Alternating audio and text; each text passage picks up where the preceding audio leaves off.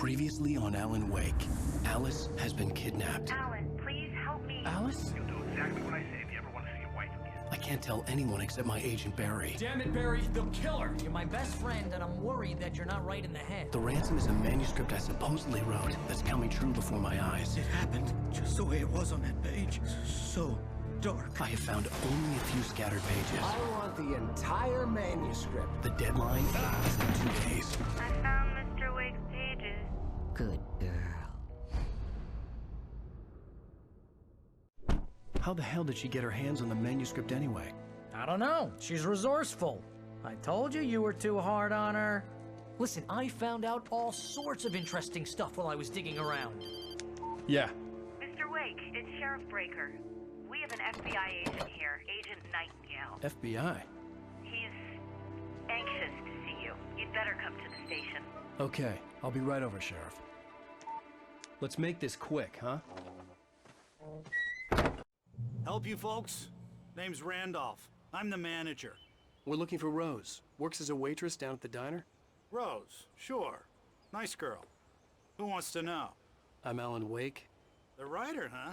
I heard on the radio you were visiting. Well, I'll show you her trailer. That Rose, she's a nice girl. Always pays her rent on time. As I was saying, Al, I found all sorts of weird stuff from the local newspaper's archives. This place is crazy. Disappearances, mysterious deaths, urban legends come true, and, get this, most of this stuff takes place around Cauldron Lake. Well, you ain't wrong, mister. The Indians thought the lake was a doorway to the underworld. I'm the God-fearing type myself. I don't hold with that sort of thing. Yeah, okay. Anyway, there was an island there owned by a guy called Thomas Zane. Now, some of the articles I found about him make him out to be a famous writer, but I ran a bunch of searches, couldn't find a single thing he wrote. Zane was heavily into diving, so much so that the place came to be called Diver's Isle. But the volcano under the lake erupted in 1970, and Zane went down with the island. It gets better.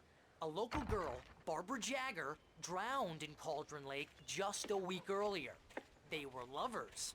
Sure, Jagger's a local spook story. The Scratching Hag comes for you in the dark. Childish stuff like that. Anyway, Al, I'm just getting to the best part. All of the articles about this stuff were written by Cynthia Weaver. I asked around, and she's that crazy bag lady you met. What, the lamp lady? She can be a little loopy, but she's not homeless or anything. Yeah, anyway, she knew both Jagger and Zane before they both died, and she had some kind of a breakdown.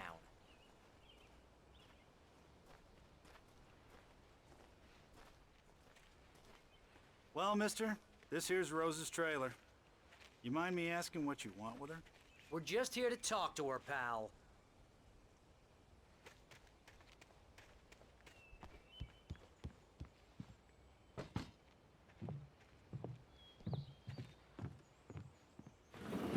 Welcome to... Oh dear, Mr. Wake. I'm so glad you're here. Rose, you have my manuscript? Oh. Oh yes. Yes. Please, come in. Hey, this is really good. Rose, Yes, my manuscript. I really need it. I understand. I know what you need. A muse to inspire you. Oh, for Barry. She doesn't have anything. Yeah, hey, Al? Al, what's... Oh... Barry! What? What?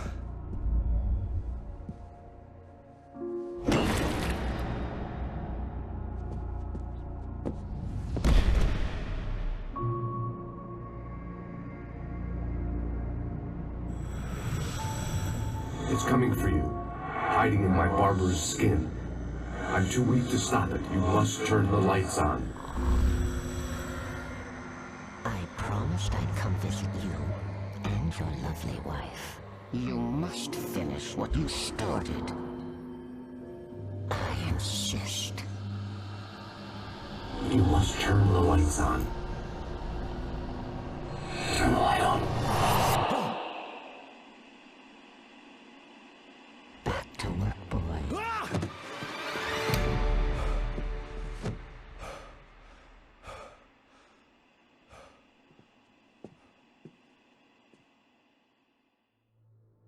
I felt nauseous, hungover. Only anger kept me going. I can't tell reality from dream anymore, but it seems I have an imaginary editor to help me. She's an old woman in a funeral dress. I call her Barbara Jagger. She's very strict. I'm writing faster and faster. My manuscript is being heavily revised. The edits are getting very aggressive, and each day there's less of me and more of her. I hate it, but I know she's right.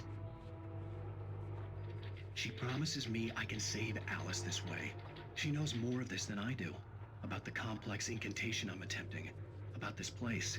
She's worked with another writer under similar circumstances, Thomas Zane. The genre of the story seems to be shifting. It's turning into a horror story. I'm getting close. I can feel it.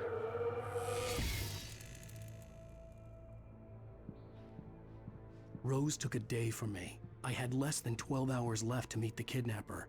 All I could do was get Barry into the car, work something out once I got on the road. Barry was out of it. He was way too heavy to carry. My gun and flashlight were gone. I'd have to find a way to get Barry into the car as quickly as possible. There was no time to waste.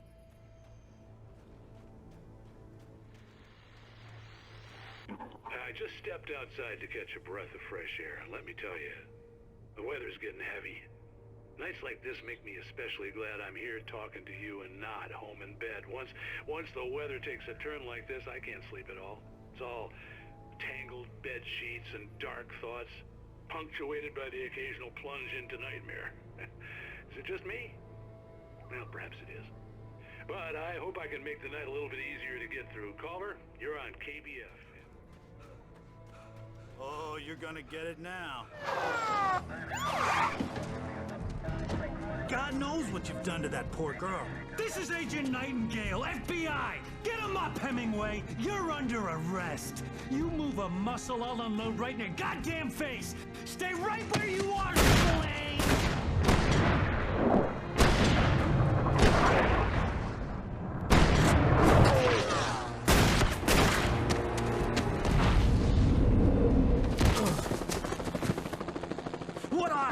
I'm standing right here, you goddamn maniac!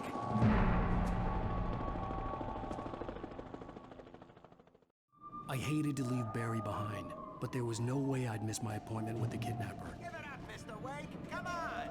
Take it easy on him! Get after it! Don't let him get away! Move it! Move it! Move it! I'm having John let him get away!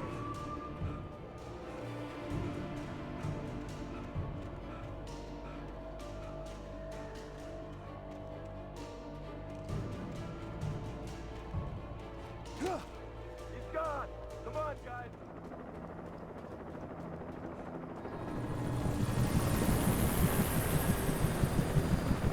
You on the ground. Hold it right there. There's nowhere to run. Freeze!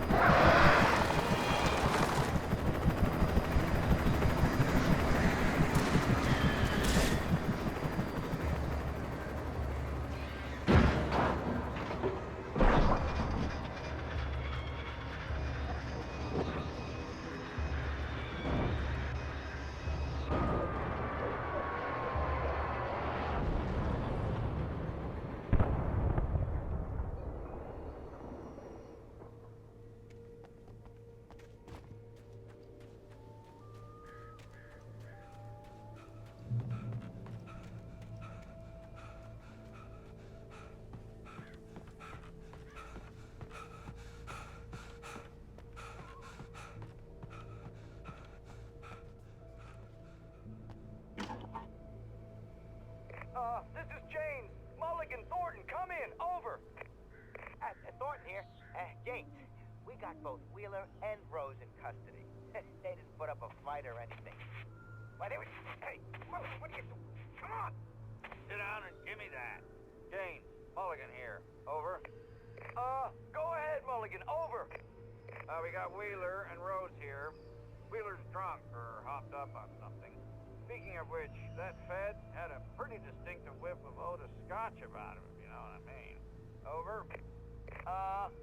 I don't have anything on that, Deputy Mulligan. Over. Well, whatever. Anyway, Rose is just being plain weird here. You better get Doc in to take a look at both of them. Over. Gotcha. You better get them here quickly. The Fed's gonna want to interview Wheeler. Over. Oh, yeah, I bet he does. Looks like they have a lot in common. Mulligan out. I imagined that the broadcast tower in the distance was part of the local radio station. Maine seemed like a decent guy. Perhaps he could give me directions to the coal mine.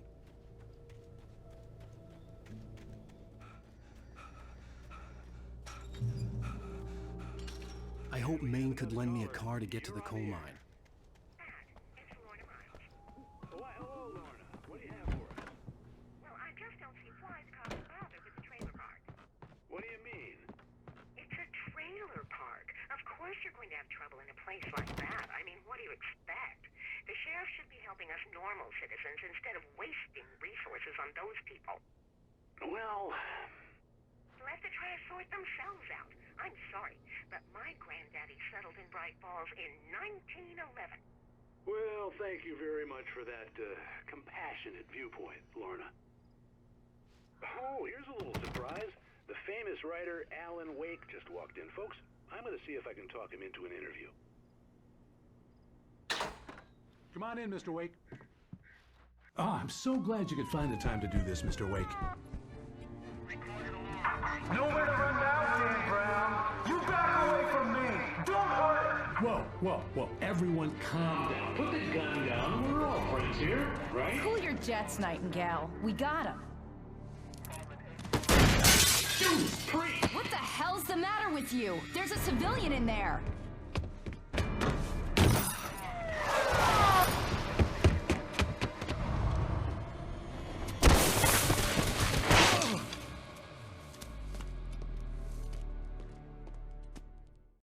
I'll get you yet, even if it kills me. You hear me? You hear me, H.P. Lovecraft? I had fallen off so many cliffs it was ridiculous. That's what you get for naming a book The Sudden Stop. It was probably good I hadn't had the chance to tell Maine where I was going. I'd have to lose the cops and find my own way to the mine.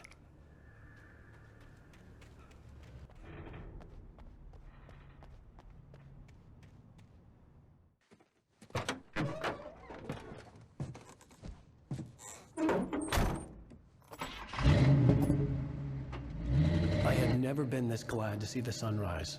I had a couple of hours to get to the coal mine.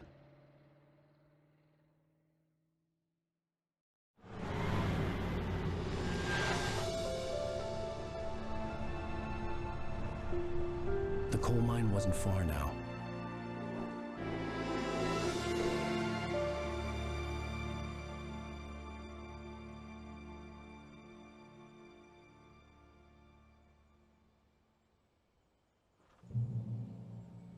Today, I would meet the kidnapper, and he would give me Alice. I wouldn't give him any other choice. A drowning man will clutch at a straw.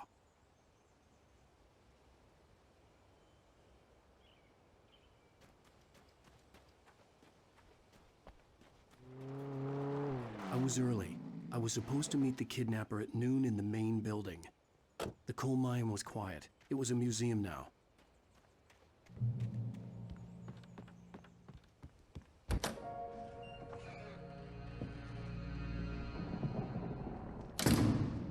I didn't want to go outside. Cops had to be looking for me. The noon sun turned the place into a sauna. The day dragged on. Different scenarios ran through my mind. Ways of how I'd torture the kidnapper to get Alice back. Or the different horrible things he could have done to her. I imagined her dead. I had no way of knowing she was still alive. It was killing me. I was running on blind hope. It was all a waste of time. The bastard never showed up.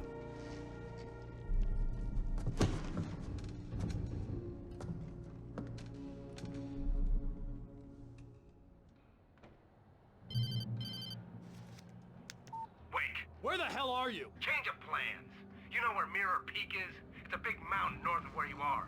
You follow the path from the mine, you can't miss it. There's a lookout point there. I'll be waiting. I'm through being jerked around by You you. want to see your wife alive? Because if you do, you better watch what you say to me.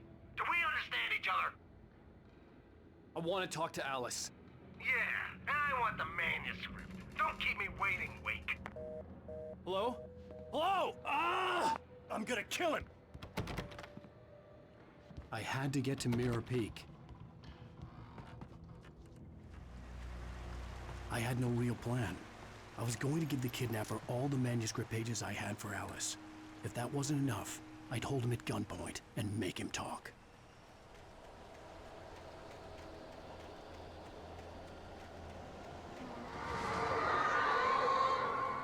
The dark presence was moving ahead of me in the same direction I was going. A cold feeling settled itself in the pit of my stomach. Was it going for Alice?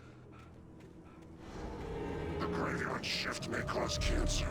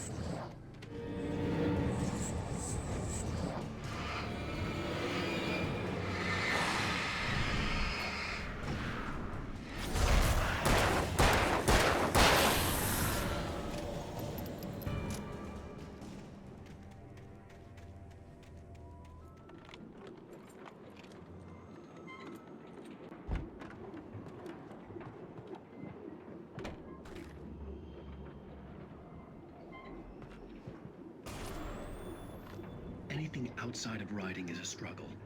I feel ill. I managed to make my way downstairs. There's a shoebox filled with books and papers by Thomas Zane. It's very hard to focus, but I managed to read some of it.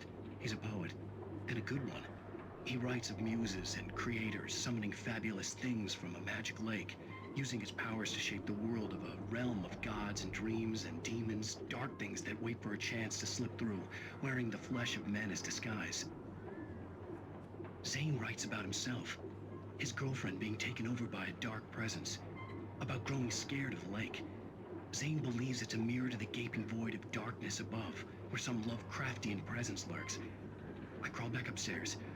I'll borrow these things for my story. They ring true. They fit.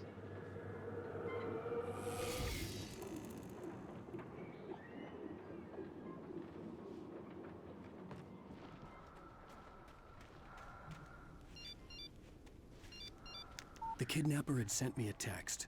The message was full of spelling errors and insults. It was telling me to hurry up.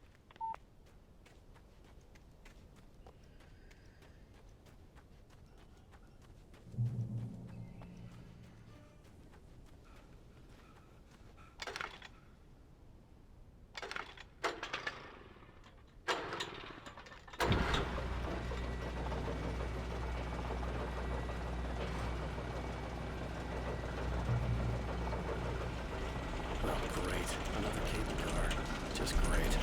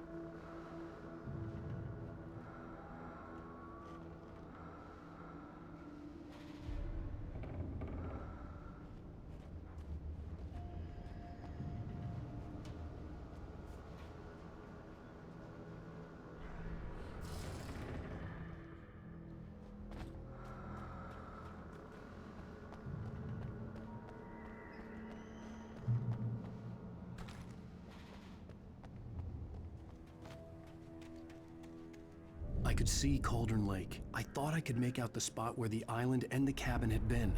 There was a light near it. It had to be a boat.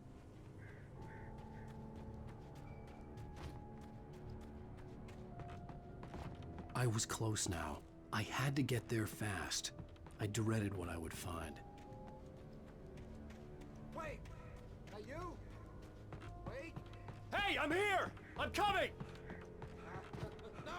Get away! Sorry! Please, leave! The boss didn't know who he was messing with. I didn't know! I swear, I didn't know! We don't have his wife! We don't know where she is! She's probably...